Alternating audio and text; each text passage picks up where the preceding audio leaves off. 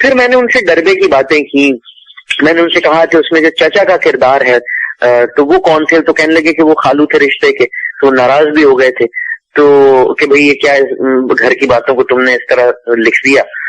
اور باقی ان کی پسند ناپسند، ہم ان کے پاس بیٹھے ان کی تصویریں کھینچی، اور ایک پرانا سا کیمرہ ہوتا تھا، موبائل فون نئے نئے آئے تھے اس زمانے میں، تو بہت ہی بیکار سا تھا، اس کے پکسلز بھی اچھے نہیں تھے. لیکن وہ جو 2 میں نے ویڈیو ان کی بنائی آدھے منٹ کی، آپ یقین کیجئے کہ پورا انٹرنیٹ آپ کنگھال لیجئے، ان 2 ویڈیو کے علاوہ آپ کو کچھ حمید صاحب کی ایک بھی ویڈیو نہیں ملے گی.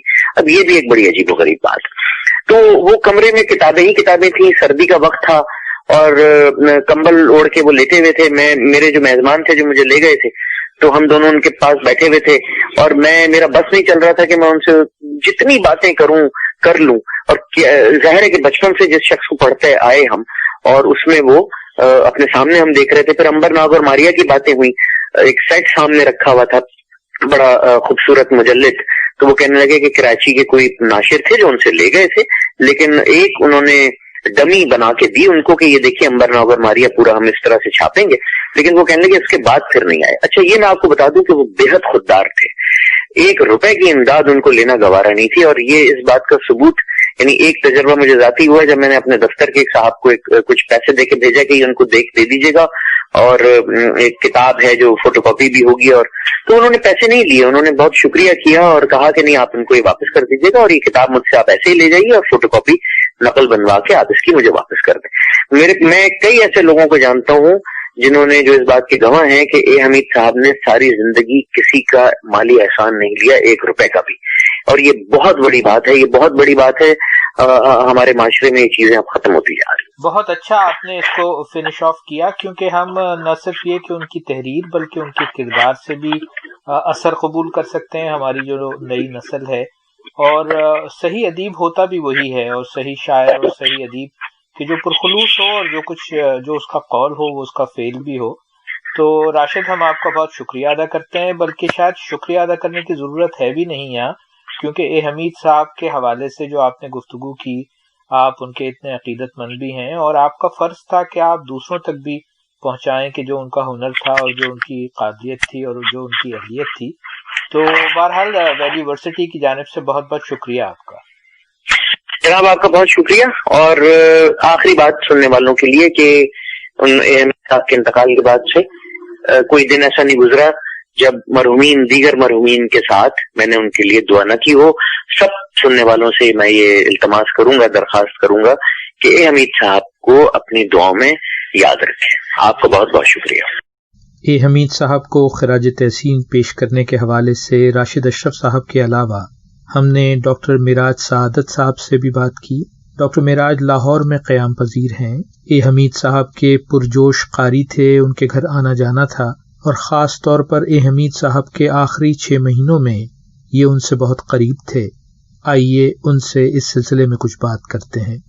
معراج سعادت صاحب آپ کا بہت شکریہ کہ آپ نے وقت دیا ہمیں، اور ہم ویلی یونیورسٹی کے حوالے سے اے حمید صاحب کو جو ہم یاد کر رہے ہیں اس سلسلے میں آپ کی رائے ہمارے لیے ہمارے سننے والوں کے لیے بہت اہم ہے. تو میں چاہوں گا کہ پہلے تو آپ اپنا ذاتی تعلق ان کے یعنی اے حمید صاحب سے جو آپ کا ذاتی تعلق تھا اس کو تھوڑا سا بیان کیجئے، اور پھر جو آپ کا وقت ان کے ساتھ آخری 6 مہینوں میں گزرا اس حوالے سے اپنی کچھ یادیں تازہ کیجئے. سر اے حمید صاحب سے میری پہلی ملاقات اپریل 2002 میں ہوئی. دلکش تحریروں کی طرح ان کی شخصیت میں بھی بالکل طلسماتی کشش تھی. ان سے ایک ملاقات کیا ہوئی کہ آپ بس ان سے ملاقاتوں کا ایک نہ ختم ہونے والا سلسلہ شروع ہو گیا جو ان کے انتقال کے وقت تک، ان کی آخری سانسوں تک جاری رہا. وہ مجھے بالکل اپنے بیٹے کی طرح مجھ سے پیار کرتے تھے. لاسٹ ٹائم جس طرح آپ نے سوال کیا اس میں یہ ہوا کہ ان کو ایمرجنسی میں شیخ زید ہاسپٹل لاہور میں جو ہے وہاں لے کر جانا پڑا.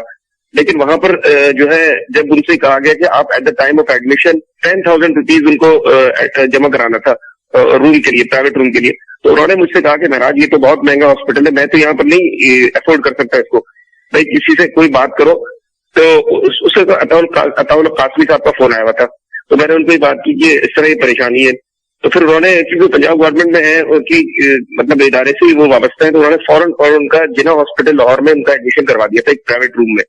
ان کی جتنی میڈیکیشن تھی وہ سب ان کو فری ملتی تھی. تو جب ان لوگوں انہیں کوئی اس وقت ہمیں کوئی توجہ نہیں دے رہا تھا, کوئی ہمیں نہیں دیکھ رہا تھا. تو ایک ہاؤس آفیسر وہاں پر آئی ہسٹری لینے کے لیے حمید صاحب کی. انہوں نے ان سے پوچھا کہ کون ہے, نام پوچھا. میں نے اس لڑکی سے صرف اتنا کہا, میں نے کہا یہ حمید صاحب ہے, آپ نے یہ اینک والا جن ایک ڈرامہ آتا تھا پی ٹی وی پر, وہ آپ نے شاید دیکھا ہو.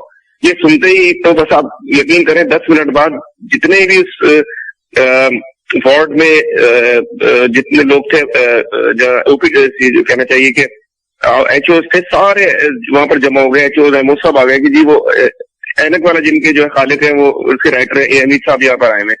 ان لوگوں نے پھر مجھ سے پوچھا, کیونکہ اس وقت میں موجود تھا, ان کے بیٹے مسعود صاحب تھے, وہ شاید کہیں باہر کچھ اور دوسرے انتظامات میں مصروف تھے, تو مجھ سے کہنے لگے کہ آپ ان کی کیا لگتے ہیں. تو حمید صاحب, مجھے آج بھی حمید صاحب کو فکر آیا, تو انہوں نے کہا یہ معراج میرا بیٹا ہے. یہ میرے لیے بہت بڑا کمپلیمنٹ تھا.